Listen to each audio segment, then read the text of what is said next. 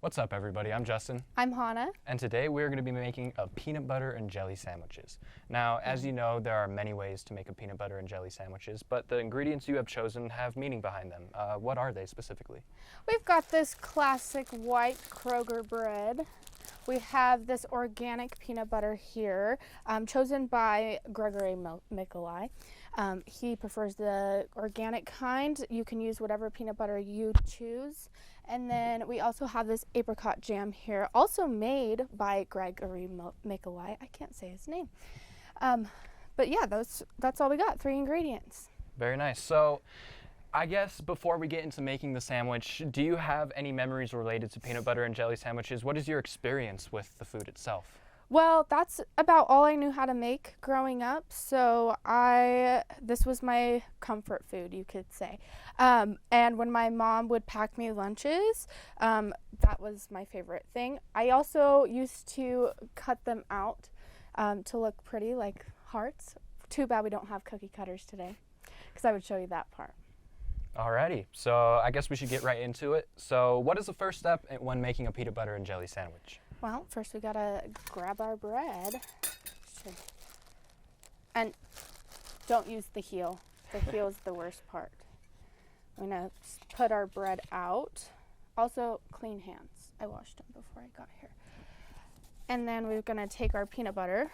Now this is the stir kind. You have to stir it because it is organic, which healthy, but it adds an extra step. A little better for you, but a little more work. Absolutely. Okay.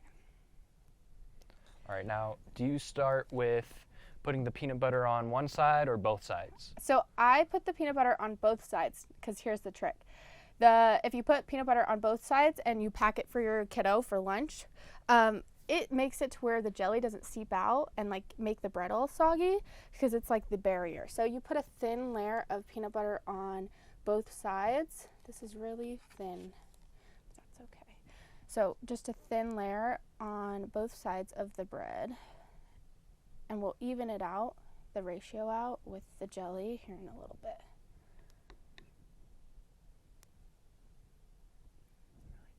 Yeah. So as you're doing this, what is your personal preference when it comes to peanut butter?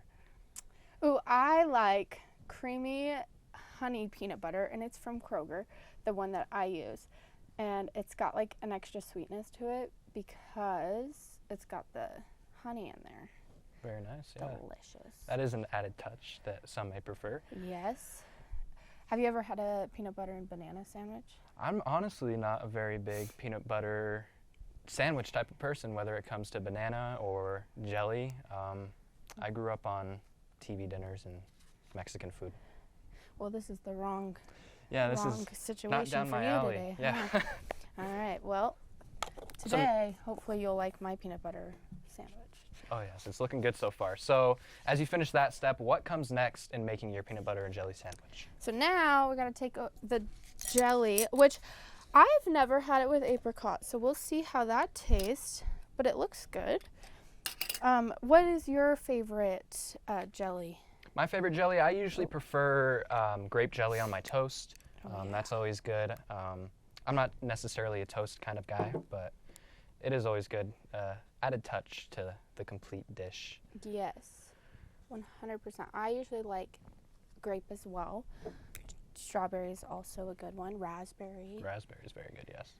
Now, is there a story behind this jelly that we're using in particular? Yes. So basically, Greg Mikolai has a lot of apricots on his apricot tree, and so he decided to bring this in today so that we can all try it. Very exciting. But apparently his apricot trees, he didn't trim them last year, so now he has an overproduction of apricots. Therefore, he had to make a bunch of apricot jam to not waste the fruit.